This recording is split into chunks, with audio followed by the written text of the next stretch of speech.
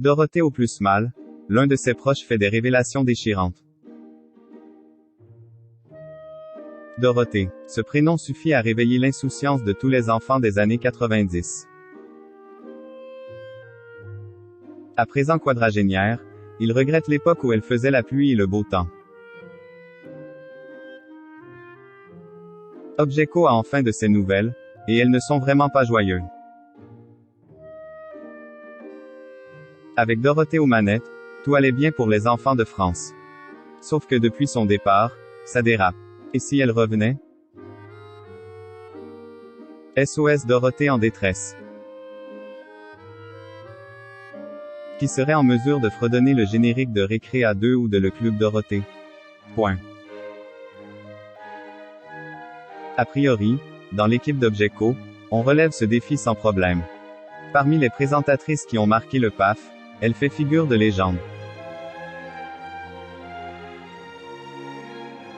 En effet, tous les jours, elle rivalise d'ingéniosité pour divertir les petits et les grands.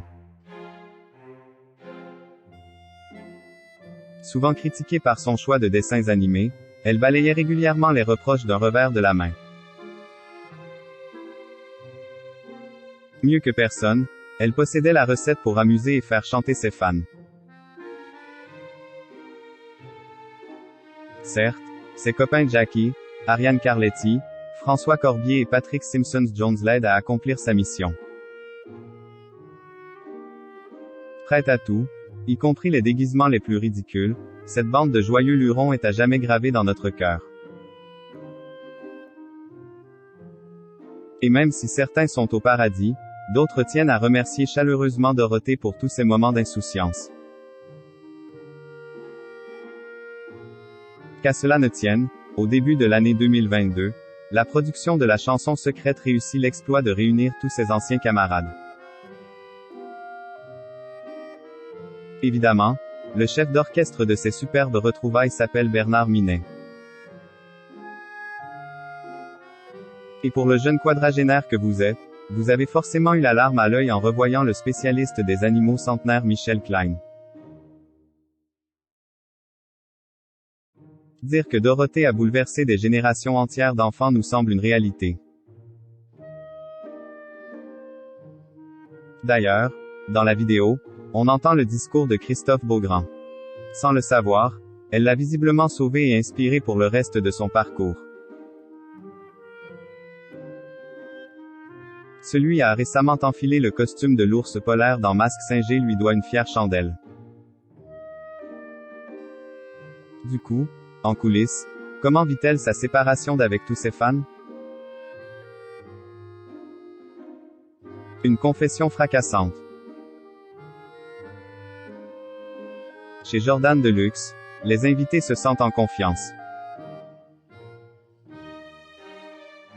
Du coup, lorsque le magicien Gérard Méjax accepte de parler de Dorothée, il n'y va pas avec le dos de la cuillère.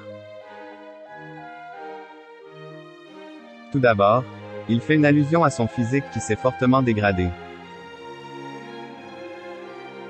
Elle avait les cheveux bruns et avait un tout petit peu grossi, je ne la reconnaissais pas du tout. Forcément, quand il n'y a plus de spectacle dans toute la France, les kilos s'installent à la vitesse de la lumière.